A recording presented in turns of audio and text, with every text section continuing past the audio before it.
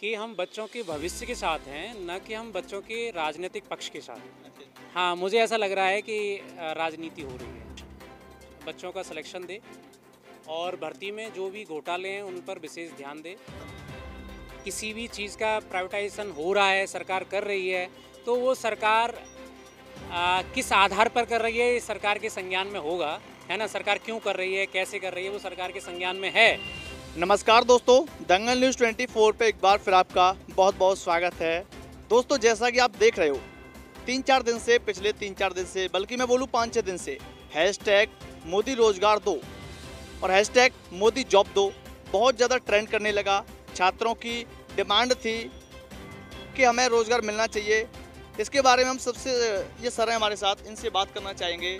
सारथी academy है करावली में, इसके डायरेक्टर हैं, तो इनसे बात करना चाहेंगे। सर, इसमें क्या है, आप क्या सोचते हो इसके विषय में? देखो, जो मोदी रोजगार दो ट्रेंड जो चल रहा है, मैं बस इतना ही कहना चाहूँगा इसके बारे में कि हम बच्चों के भविष्य के साथ हैं, न कि हम बच्चों के राजनीतिक पक्ष के साथ। हम बस यही कहना चाहते हैं सरकार से कि जो भी चीज़ें सरकार जो भी वैकेंसी ला रही है उसमें जो है निष्पक्ष बच्चों का सिलेक्शन दे और भर्ती में जो भी घोटाले हैं उन पर विशेष ध्यान दे, है ना। और सरकार से हम ये कहेंगे समय समय पर जो वैकेंसी आ रही हैं उनको समय पर ही करा लें। क्या सर आप मानते हो कि सरकार की तरफ से घोटाला होता है वैकेंसी? नहीं, देखो, ऐसा है कि सरकार की तरफ से नहीं है, सरकार नहीं कोई कराती है। कोई भी सरकार हो, या मोदी सरकार हो, सपा सरकार हो, बसपा सरकार हो, कोई भी सरकार नहीं चाहती कि उस भर्ती में घोटाला हो। लेकिन सरकार का प्रशासन, सरकार अगर प्रशासन को टाइट रखे तो किसी भी भर्ती में कोई भी घोटाला नहीं होगा। तो इसलिए हम सरकार से ये करना चाहते हैं कि सरकार को निष्पक्ष इन सब चीज़ों पर। तो सर, यहाँ पे एक सवाल ये भी निकल के आता है ना कि जो प्रशासन की आपने बात की, तो प्रशासन को टाइट करना तो सरकार का ही काम है, हम लोगों का काम है। हाँ, हम यही तो कह रहा हूँ कि सरकार प्रशासन को टाइट रखें, हर चीज़ को, चाहे वो मीडिया में क्या चल रहा है उस पर भी ध्यान रखें, देखें क्या चीज़ें हैं, कहाँ पर मिस्टेक हो रही हैं, कहाँ दिक्कतें आ रही हैं, कहाँ से पेपर लीक हो रहे हैं, कहाँ से पेपर कौन लोग ऐसे जो लीक करा रहे हैं, इन सब चीज़ों को ध्यान देना चाहिए सरकार को। तो सर, आप क्या सोचते हो, जैसे जंतर मंतर पे हम देख रहे थे, प्रोटेस्ट चल रहा है, छात्र प्रोटेस्ट कर रहे हैं, जॉब की मांग कर रहे हैं, सही करें गलत करें? देखो, सही और गलत तो वही बता सकते हैं। बस मैं तो ये कहना चाहूँगा कि मैं किसी राजनीतिक पक्ष में नहीं हूँ, सर, स्टूडेंट के किसी राजनीतिक पक्ष की तरफ नहीं हूँ। अच्छा, आपको लगता है सर कि राजनीति हो रही है इस पे? हाँ, मुझे ऐसा लग रहा है कि राजनीति हो रही है। कैसे, आपको कहाँ से पता चला ये, मतलब राजनीति? देखो, आप में पता नहीं चलता है। मैं ये कह सकता हूँ कि मैं एक टीचर होने के नाते ये कह सकता हूँ कि हमें बच्चों के भविष्य के साथ होना चाहिए, ना कि किसी भी बच्चों को एक अपने स्वार्थ के लिए या अपने राजनीतिक स्वार्थ के लिए बच्चों के ग्रुप को या बच्चों के समूह को हम इधर मोड़ें। क्योंकि कौन कर रहा है स्वार्थ कौन? कुछ टीचर हैं जो इस स्वार्थ में लगे हुए हैं, है ना। हो सकता है वो इस स्वार्थ से उनका कुछ सिद्ध होता हो या उनको कुछ मिलता हो। मैं ये कहना चाहता हूँ, हो सकता है उनको कोई राजनीति में आना हो, उन टीचरों को, या टीचरों के समूह को, है ना।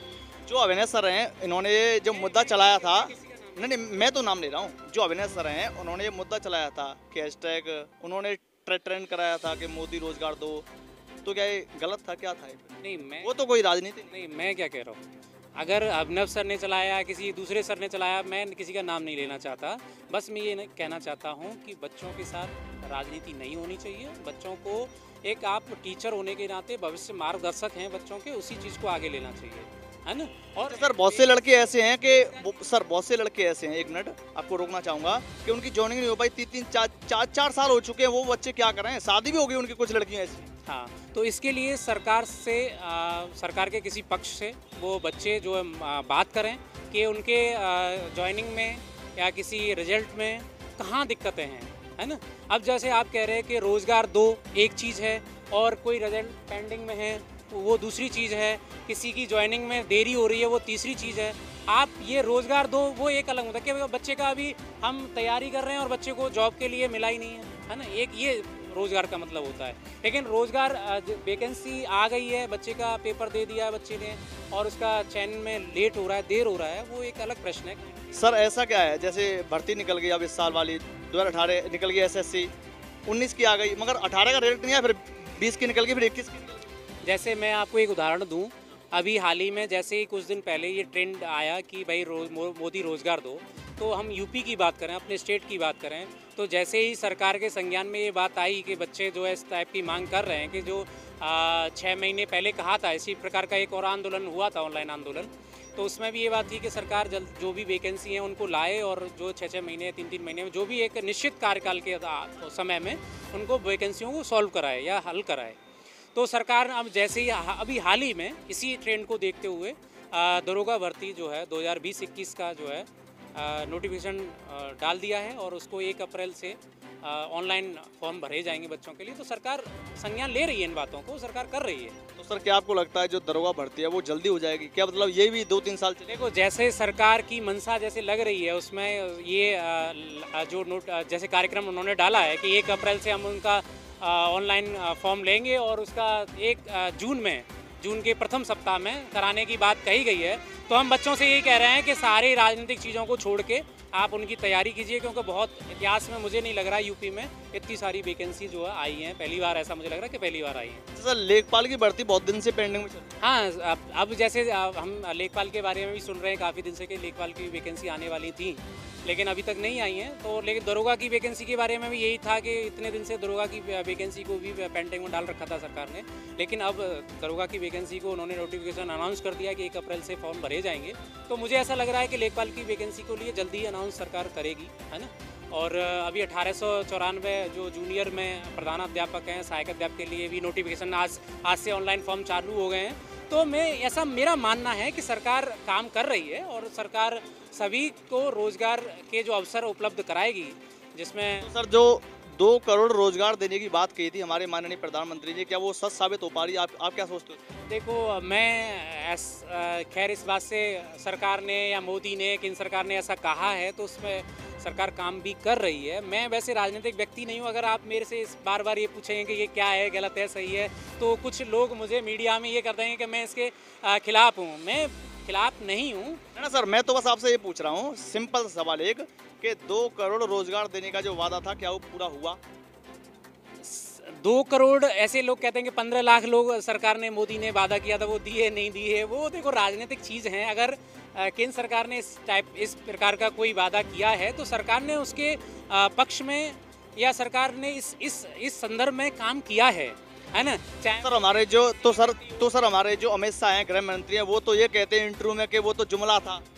नहीं, अमित शाह का मैं क्या कह रहा हूँ आपसे, देखो मैं टीचर होने के नाते राजनीतिक चीज़ों में नहीं पढ़ना चाहता, है ना। मैं बस इतना कहना चाहूँगा कि हम बच्चों के साथ इस आधार पर हैं कि बच्चों को हम मार्गदर्शन देंगे। अच्छा सर, आखिरी सवाल, बच्चों को क्या सीख देना चाहोगे पढ़ाई करने से? इंटर के बाद क्या करना चाहिए? मैं एक बहुत महत्वपूर्ण प्रश्न बच्चों के सामने रखना चाहता हूँ, बच्चों के समक्ष। बच्चों को किसी भी भटकावे की स्थिति से दूर रहना चाहिए। सरकार का आज का अगर ट्रेंड हम देखें तो मुझे जहाँ तक एनालिसिस होता है वो ये है कि सरकार जो भी वैकेंसी डाल रही है या जो भी वैकेंसियों को लेके आ रही है, सरकार उस वैकेंसी के जिस दिन से फॉर्म भरवाने की कहती है, ऑनलाइन फॉर्म भरने के लिए आते हैं, उससे 2 महीने 3 महीने में एग्ज़ाम ले रही है।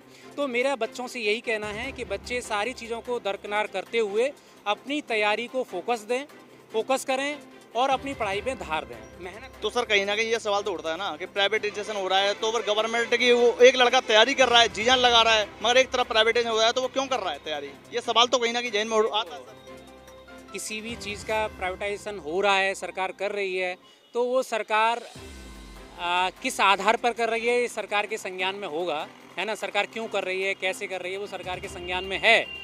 वो सरकार ही इसका जवाब दे सकती है कि ऐसा क्यों। लेकिन जहाँ तक मुझे ऐसा लगता है कि प्राइवेटाइजेशन हम शायद इसलिए बढ़ रहे हैं क्योंकि हमारे इतनी जनसंख्या को संस्थागत संसाधन देना पॉसिबल नहीं है। हर व्यक्ति को, हर स्टूडेंट को सरकारी नौकरी देना पॉसिबल नहीं है ना। इतने हमारे विभागों में जगह नहीं है कि हम सभी बच्चों को, सभी तैयारी करने वाले बच्चों को हम सरकारी नौकरी दे सकें। फिलहाल कैमरामैन नरेश के साथ अमित कुमार, दंगल न्यूज़ 24 जनता के पास।